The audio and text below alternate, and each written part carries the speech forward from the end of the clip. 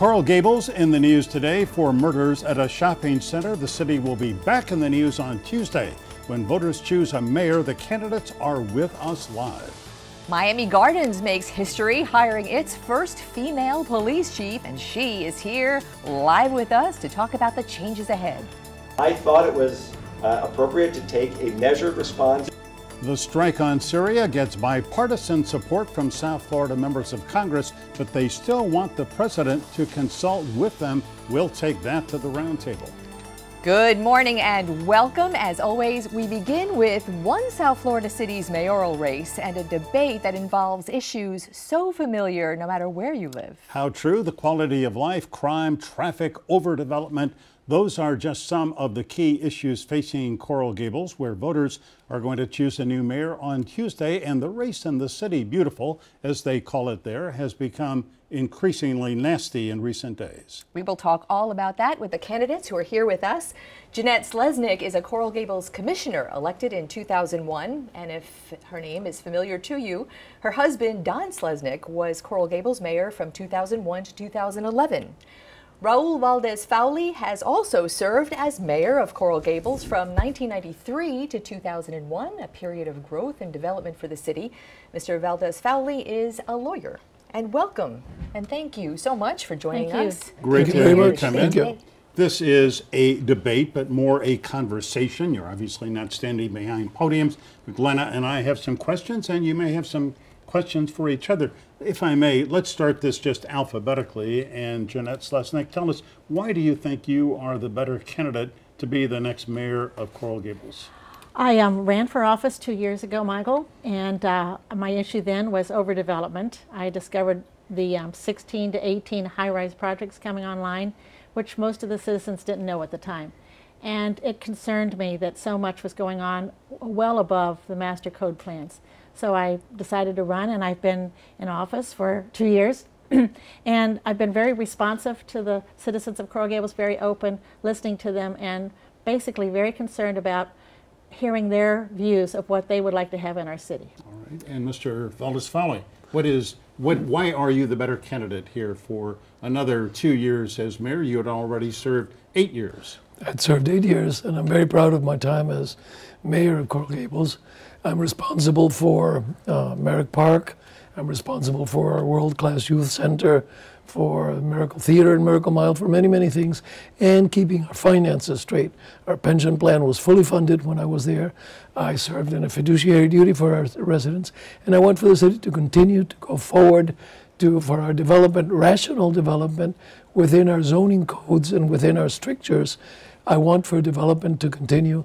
5% of downtown geographic area pays for 45% of our taxes.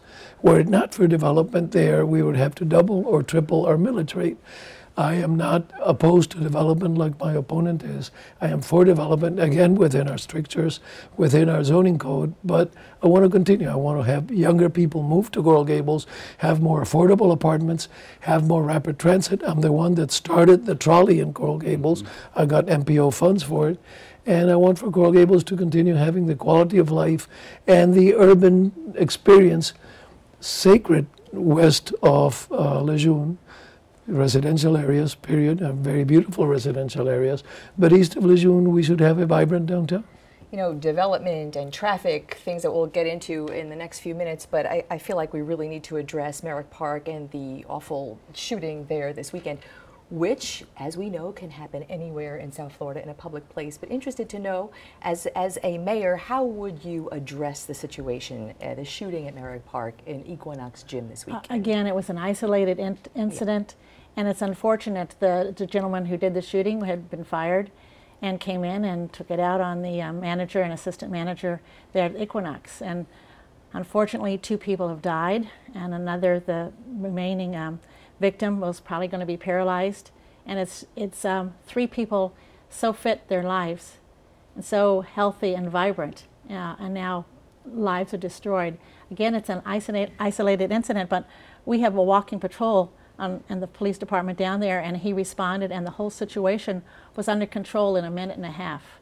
And then City of Miami police came in, and because it was a homicide, Metro Miami-Dade homicide came in to address that. To take over the homicide. My son was there with his wife and his 3 very young kids, 5, 3, and 1.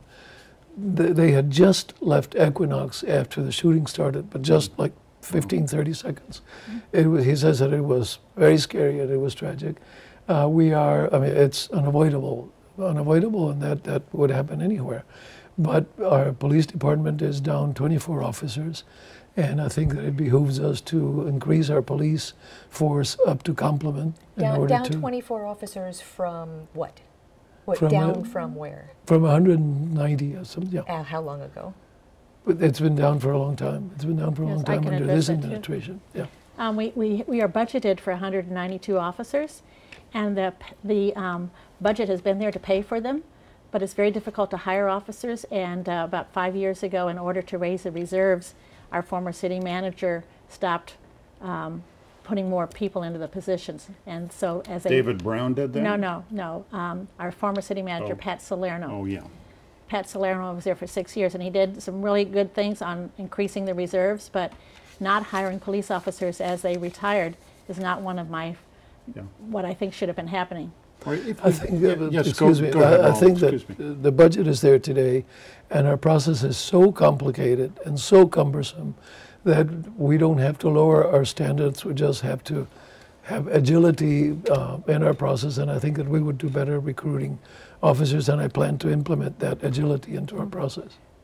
If I may, an issue that has come out in the last couple of weeks has been the issue of ethnicity. Obviously, you are very proud of your Cuban heritage, and I'm very proud of my heritage and too. I'm sure you're proud too.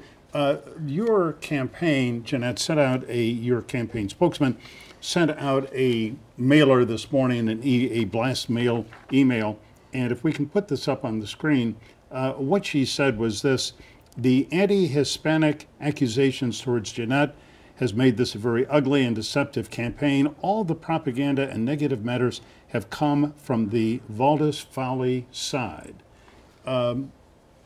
Give us some evidence. What have backers of Mr. Valdés-Fauli? Because I suspect do you hold him personally responsible for this? No, I think Mr. Valdés-Fauli has been above board in this. It's his. And again, I don't know where that came from this morning. It came from Lourdes Diaz, who's helping in my campaign. Is in your campaign. Walking door to door, we have found that people who supported me before have said that they will not put signs in front of their houses because I'm anti-Hispanic. Mr. Valdés-Fauli really didn't have anything to do with that, but his campaign workers are spreading the word. Well, just put it on the record now about how you feel. Obviously, Coral Gables, and I lived there for a number of years, has a large Hispanic population. Well, it's about 50-50 in Coral Gables, and I'm proud to represent all people. Being a commissioner, and again, with my public service in the past, and my husband's public service, we don't discriminate. I am supported by every ethnic group, whether in all sorts of different income groups and different people that are of gender biased or gender based and so forth. I am just a person that is open to all and listen to all. And I just don't, I think it's unworthy of anybody to enact that, to even say that in today's world. 15 years ago, that could have been true. Yeah, well, let's give Mr. Valdés-Fauli a chance to respond. I'm sure that Mr. and Mrs. Donald Slesnick have not had anything to do with his. I'm positive. I've known him for 30 years, and but their supporters have, and I have here copies of emails. April 26, April 26. I'm sorry, what not did April the email 26. say? What kind of emails? March 26. The email says, addressed to Jim Kaysen, Mayor Frank Casal, and Vince Lago, your biased and apologetic endorsement of your fellow Hispanic as your choice to increase your power and influence our city. And it goes on and on about anti-Hispanic and tradition. These are her supporters, and they should be condemned. They should be repudiated, and that hasn't happened. This is March 26 by a lady that lives at North Greenway Drive, and I have another one here, April 4th, Gables Neighbors United, which is one of her support organizations, accusing us not only of being Hispanic, bottom line here is you both repudiate any kind of anti-ethnic slurs, slanders whatsoever. Totally, totally. And I repeat it, and I think that she should tell her supporters to stop it. We're going to take and a vice quick break versa. if we can, and we will come right back and continue this discussion. Stay with us. Thank you.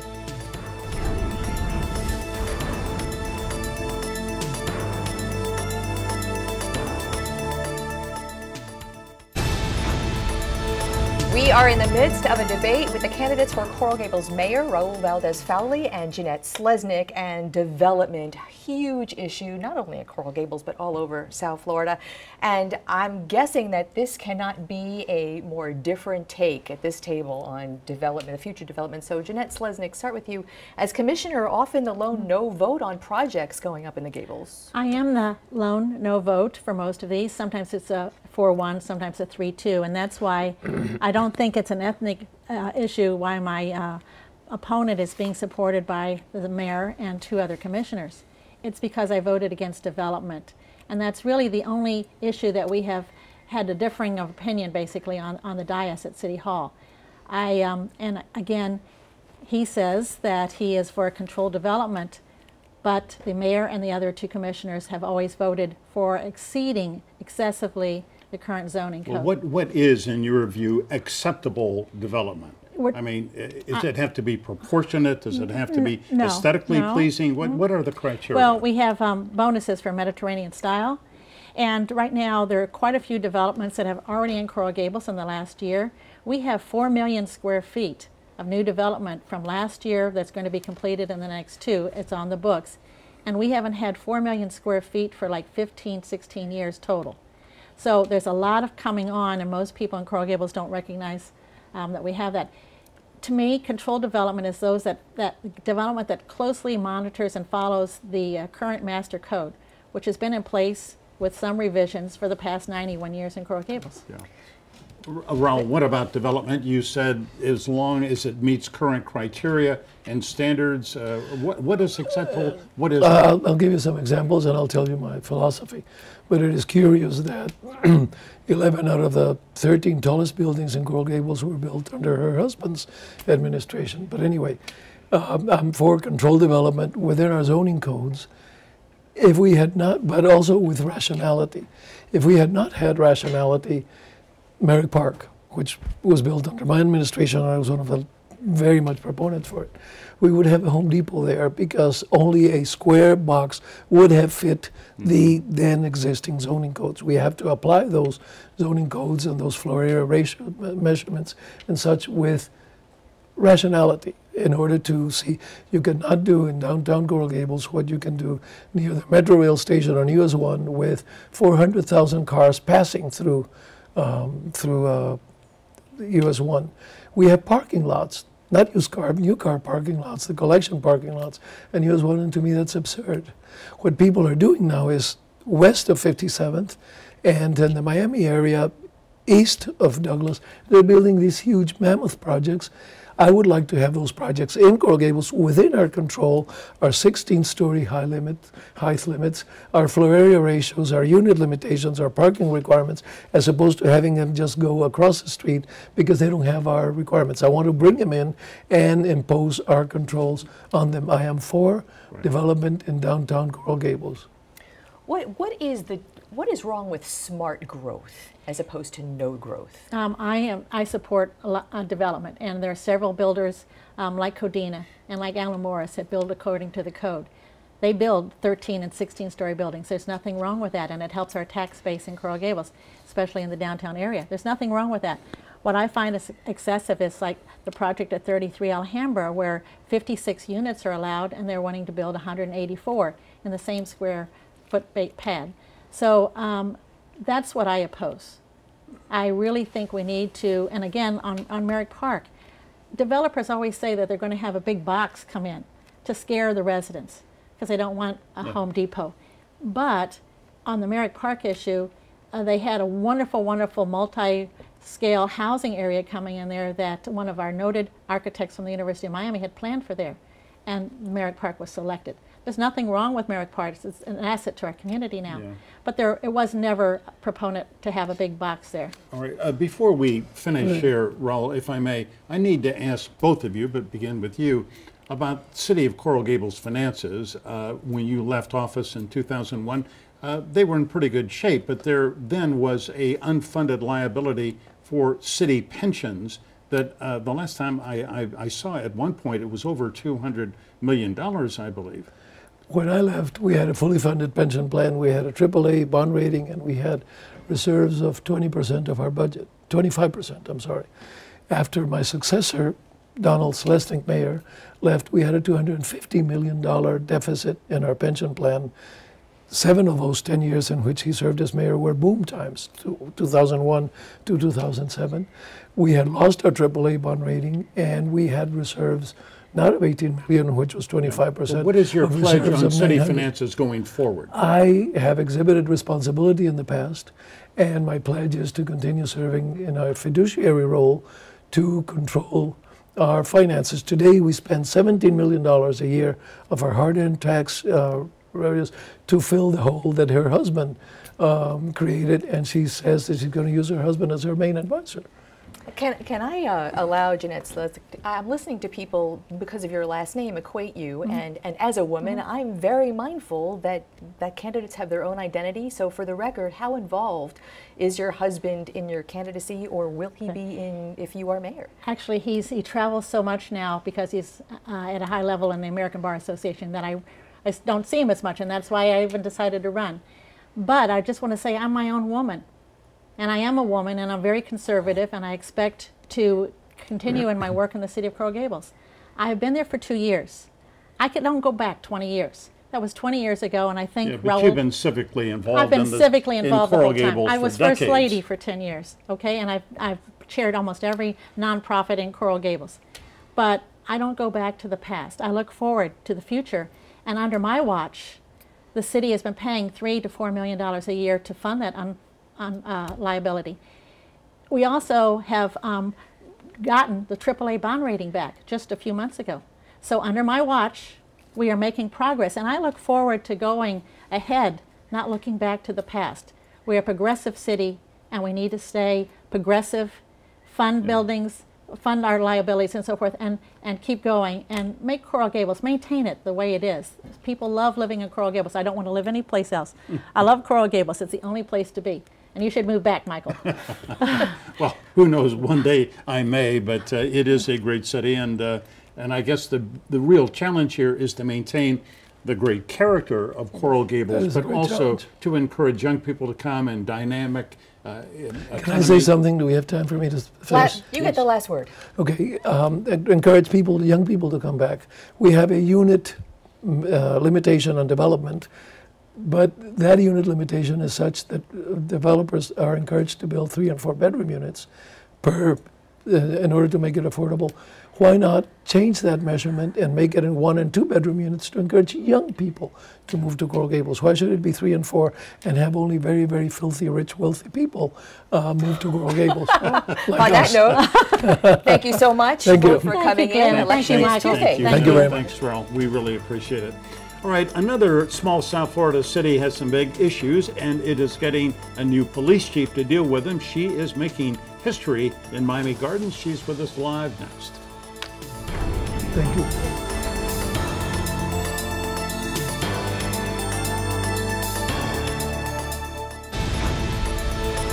The city of Miami Gardens made history this week by hiring its first female police chief. Delma Noel Pratt will be the city's 4th chief in as many years, a veteran of South Florida law enforcement, taking the helm of a department in a city where the crime rate is somewhat alarming, both in practice and in perception. And Chief Noel Pratt is a 24-year vet, as we said. Here with us this morning, she started as a public service aide for the City of Miami Police Department in the late 80s, climbing the ranks to her current position with the Miami-Dade Department as division chief, about to be the new police chief for the City of Miami Gardens come May 1st officially. Exactly. Congratulations. Thank you so welcome. much. It's great Chief, to see you. congrats. Welcome. Thank you, Michael. We're glad to have you here. Let me ask a kind of obvious question. In law enforcement, women are absolutely equal with men in most instances, but there is kind of an inbred kind of bias against women. You fought that earlier in your career for 24 years. What do you expect to find in Miami Gardens? Well, coming in as an outsider, I expect to find some difficulties. However, based on my record, my background, the history that I have, I believe that it will work itself out. And I'll show, everybody there that I'm capable of doing this job. So anybody who doesn't know you and doesn't know your excellent work with Miami and Miami-Dade PD is going to say, okay, she's a pro. Exactly. Good. Tell you right here, right now. Chief, Miami Gardens, there's such wonderful things about that city, reporting on it since its inception, a decade or more ago. Right. But from the outside looking in, most people think Miami Gardens and see crime. We report on a lot of crime. The media is absolutely a component in that. But there is a serious crime problem in that city. What is your vision to finally turn that tide, not only practically, but in perception as well? Well, Glenna, there's a lot of crime everywhere. However, I see that there's a gunfire issue there. First of all, I have to get in there, make sure that I develop a plan, make sure I have a team in place to handle that, make sure that my officers are out there visible, make sure that we do intelligence-based prevention of crime, that we work proactively, work in partnership with other agencies, whether it be federal agencies, local agencies, and make sure that we prevent crime in the area. Is that not being done now? Well, I don't know exactly what's being done exactly right now. I only can speak on what I'm going to do. I know what I've done in the past and it's worked for me. Therefore, I'm going to institute a lot of the same programs that I've done in the past. Yeah. I don't want to sort of harp on this, but I looked at some uniform crime statistics early this morning prior, to prepare for this conversation. And here's a figure that's pretty stunning.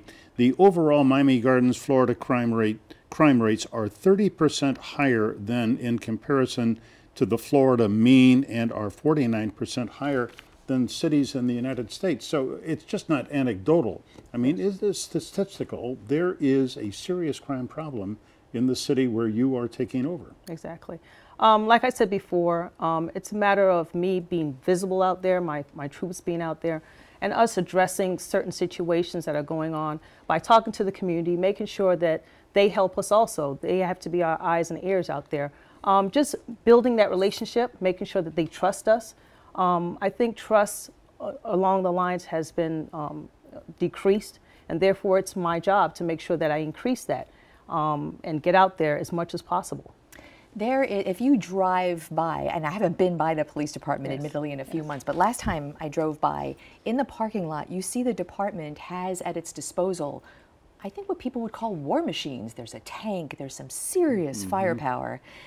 To your point in community policing, when do you use that show of force, and how do you finesse the kind of relationship with the public that you're not going to go out in a show of force, but you are a department that can be, on the streets, person to person? I mean, how do you ride that fine line, and what are you going to do with all that equipment? Well, you have to you have to do strategic things. You have to, like I said before, do intelligence-based policing. You don't want to go ahead and go in there and just attack everybody that's in the community. We have some very, very good people that are in the community. So you have to build things and base things on your investigations, on previous practice.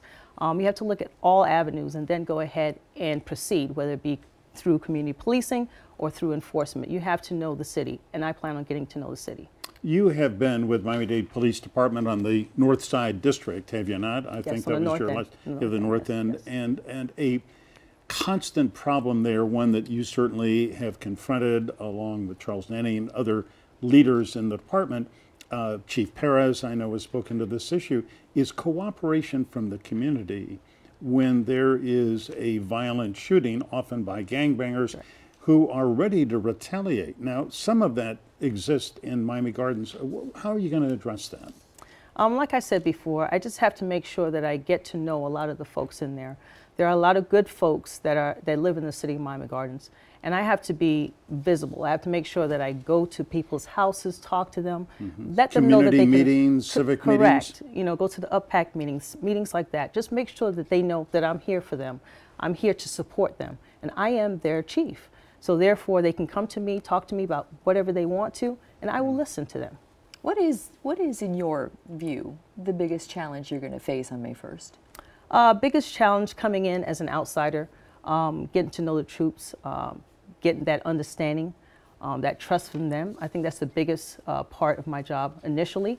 Then working outwardly to the community and making sure that they know me and that they can support me and I will support them. Because there has been, the last couple of police chiefs, respectfully to them, they have had some real challenges in their personal affairs that got them in various cases out of the job. Yeah.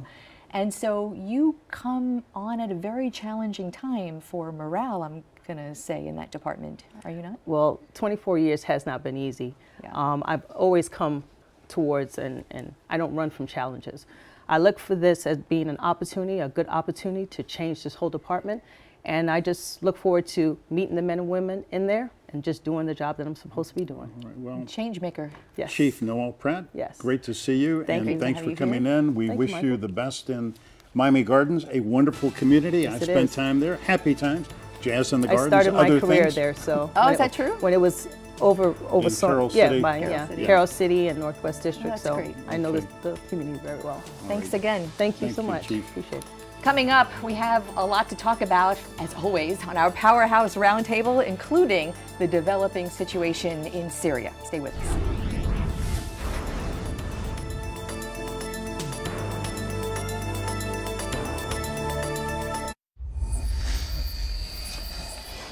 It is that time again for a closer, more analytical look at the week's top stories with our Powerhouse Roundtable this morning. And boy, we've got another good one for you today. H.T. Smith is back. He's a Miami attorney, professor of law at the Florida International University Law School. Ed Pizzoli, an active voice in the Republican Party and president of the Tripp Scott Law Firm in Fort Lauderdale. And welcome back to Jessica Fernandez, president of the Miami Young Republicans. She was the youngest delegate at last summer's Republican convention in Cleveland. And the youngest member of the roundtable, no doubt. Yeah, we're glad you're balancing out sort of the older members, of which I am one.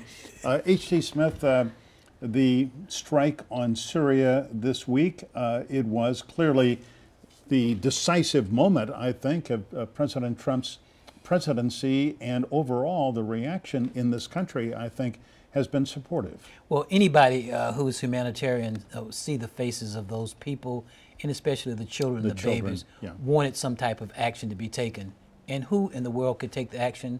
The United States of America. So with regard to that, I definitely feel that the action should have been taken. The question now is there a policy? Is there a strategy? Right. Is there a Trump doctrine with regard to that? Let's look at this part. One, Donald Trump said it really, in essence, it broke his heart to see what was happening to those children. Yep. Well, you can't say that on the one hand. On the other hand, say, I'm closing the doors of America to these people who are being treated that way. A ban on all Syrian refugees, yeah. Yes. You know, there were, I don't think we have ever seen such bipartisan support, especially we heard this week from South Florida's lawmakers to the strike. But across the board, the congressmen and women had said, Ed, the president needs to come to us to decide, come with a policy and let us, is it regime change? Is it, what is it? And, what do you think about going forward? Well, there's a couple things. Let me make a comment first. I do think he should have consulted Congress.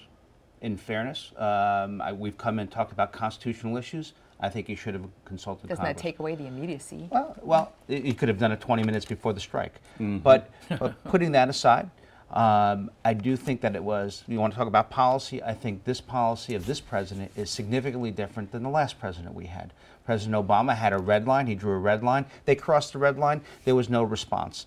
That happened over and over again. This president has a red line, and if you cross it, you're going to pay.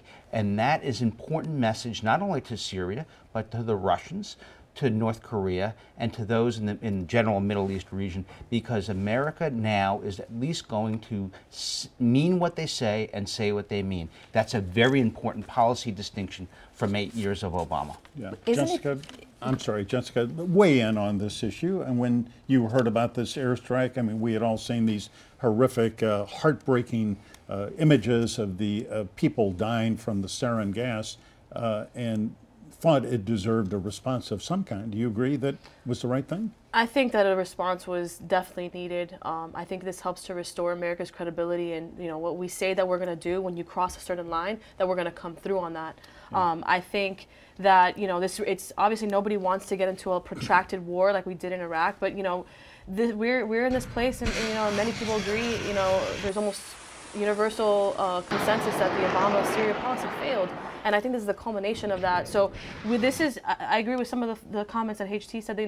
This is more of a tactical approach right now. And what we really need to see is a strategy. So, I did think that he needs to consult Congress. This is part of our Constitution that the president must consult with Congress. And I'm sure that he will in the coming days. Authorization for military. And that's what Donald Trump said, that he felt when Obama was about to move, that he should move, get permission of Congress, consult with them at least, or else it'd be a big mistake. But let me just say, with regard to what Ed said, I really think that Obama wanted to get chemical weapons out of the hands of Assad, the Putin puppet, and that's what Trump wants to do. So Obama had an arrangement where Putin was supposed to... He was supposed to take the chemical weapons and destroy them. Yeah. Now we know, and he said he did. Yeah. Now we know he lied. Well, this changes the whole equation of the relationship between President Trump and Putin, as far as we can tell. But it impacts the credibility, frankly, of the former President Obama. Susan Rice and some others came on television and said that they had achieved getting rid of chemical weapons in Syria. That was flat out wrong. Yes. And so the credibility of the United States under that administration was impacted negatively, and now this is tactical, certainly, and we need to think more strategically as to the region. Now, you see Secretary of State Tillerson going to Russia this week, Tuesday, right? This week, and I think you're going to see more of that.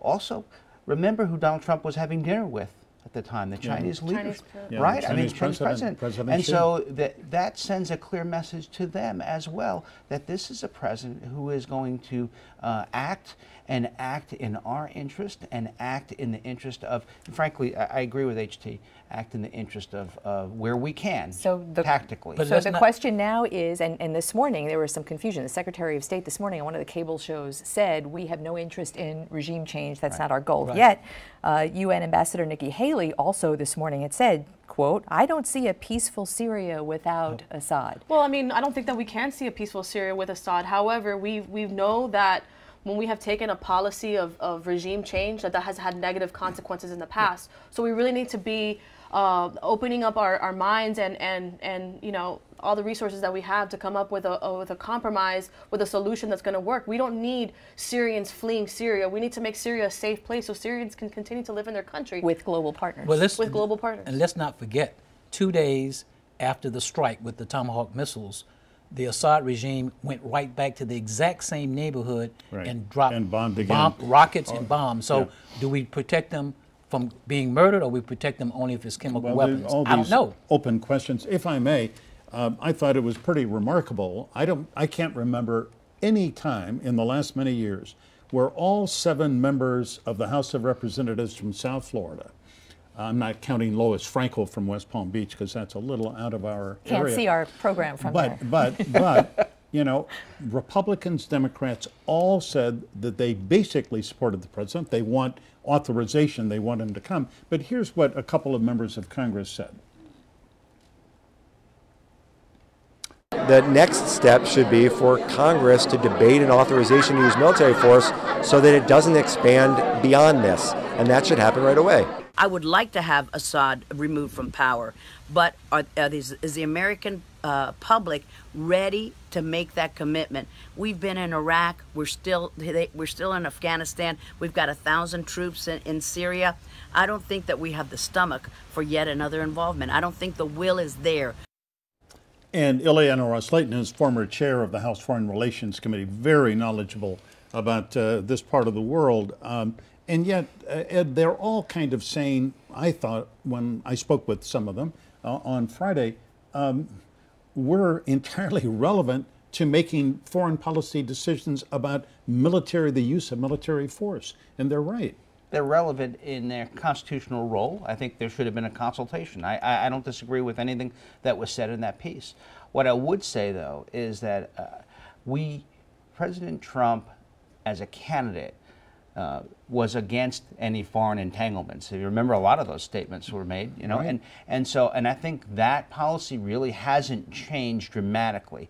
There was an opportunity here for a tactical response to a horrible, horrible crime. So this was a one-off? It might be. Well, no, it's not a one-off, but what it is, it's a building of what might become more of what you see from the Trump administration. And so this is a tactical piece. There are times when it's important for us to flex our muscles for a lot of reasons. Yeah. It wasn't just for Syria, it was for Russia as well. Well, it was for the moral standing of the United States in the world. Absolutely. And I think that with regard to this, we must also be reminded that President Obama went to Congress and asked for authorization for military action, and they did refused. Nothing. Yeah, all right, we have to take a quick break. Halftime. Stay with us.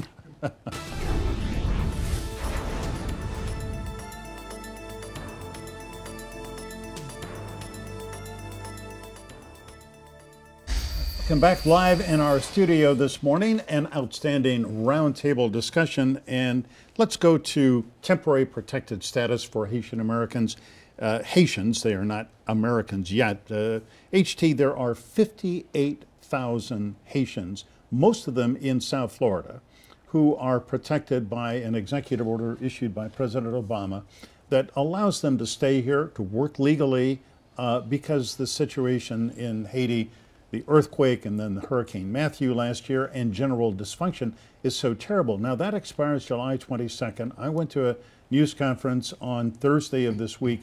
A number of Haitian American leaders say it is time for this to be extended. Do you have any idea that President Trump would extend TPS? To be honest, I do not know whether he will extend, but I think that our community should rally around the Haitians in our community who are law-abiding, hard-working, good people. My barber happens to be one of them, right up in Little Haiti area. And really, the Haitians have not been treated fairly over the last 20 or 30 years. I mean, we all know that. They had no wet foot, dry foot, certainly. Well, yeah, they had no wet foot, dry foot. But I'm saying, you know, I would see the signs coming in. As soon as they arrived on the land, they were turned around and turned back, placed in Chrome Detention Center, et cetera. Yeah. I'm hopeful that a lot of responsible people in this community will speak up to their political leaders and President Trump to extend protective custody for them. Do you know what's so confusing? Temporary protected status is a status conferred on people from countries where there is war or earthquake damage. The Central American countries, after the hurricane in the late 90s, Mitch, I forgot the name of the hurricane, they, to this day, have temporary protected status, and it keeps being renewed. Why not Haitians? Well, we'll see. I mean, I actually think that President Trump, there's a good argument to be made. He came down during the campaign and met with Haitian leaders and committed to them to keep them in the forefront of his mind. I agree that, you know, those who are lawfully here, those who are living a lawful and legal life, you know, here. Your barber does a great job, by the way. and you know, so that really needs to be a consideration. I got to tell you, that'd be interesting to see what the Trump administration does, because it is such a vital issue around the stability both of South Florida economy, as well as what the choice is. Are we going to send 56,000 people back to Haiti, which is still Haiti a could big not mess. really accept 58,000 people in the matter of months if that were to come to pass. And it's, you know, it's been 6.5 years since the earthquake, and since that time, you know, we've had political turmoil on the island. They've been hit with another hurricane. So there's a lot of challenges, and I think the fact that they are here in a legal status, they are working, I think that will benefit them when they're weighing the facts. And, you know, this is all about, you know, picking up the phone call, good old letter writing. Right. So this is the Congress needs to see that this is important to the community. Well, excuse me, I would point out, according to Marlene Bastien, Haitian Women of Miami, she says every South Florida member of Congress has written to the president saying, please extend TPS to these Haitians. So, and we need some people other than Haitian Americans. But we need other people in the community. By the way, not only is it good policy in terms of equity, it's good politics. My barber loves Donald Trump. I tell him when I come in here, I don't want to hear anything about Donald Trump. Just cut my hair. A lot of Haitians and Haitian Americans are Republicans and proud of it. Don't move your head during the haircut. Okay. But here's the key. I do think HT has it right. You've got to have both the Anglo-American community, Latin community, all of South Florida should try to push on this issue, should they believe it. I think it's a matter of equity. And as a matter of fact, another similar neighbor of ours, where we have many Venezuelans who have fled from Venezuela and are here, Jessica, they're looking at the continuing chaos in Caracas and throughout the country. And I mean, this is a terrible situation down there, but how's it going to be resolved? I mean, ultimately, this has to come from the Venezuelan people itself. You know, we've tried to force regime changes in other countries and within our own hemisphere, Cuba, and it hasn't been successful. So this really needs to come from the Venezuelan people. When the people are, you know, I hate to say it, hungry enough, and you know their kids are not getting fed every day, it has to reach a critical peak. Has it not already? I mean, some would say it has, especially with the recent Supreme Court basically dissolving Parliament. Beware of someone who wants to deal with all the inequity in society, like we hear in the United States here. It's a lesson for us to learn. Beware of those people who want to say, we have to deal with this inequity of this or that, because what they did in Venezuela is they took everybody and they made everybody equally as poor. Redistribution of wealth was supposed to be the goal, but what had happened is that the country is sinking everybody down and everything down, and it is a tragedy, and we need to do what we can to help, but it's ultimately up to the Venezuelans. Couldn't agree more. Well, another good roundtable. International Relations Roundtable. Ed Pizzoli, great to see you. See you on Fox Business often. You're a man of many television networks. Thank you man very of mystery. much. And who has me afraid now to go to my doctor. We're going to get you, Barbara, credit on this program. Okay. All right. We'll see you again soon. All right. Florida lawmakers are about to upgrade the Stand Your Ground law. Does it need one? That's next.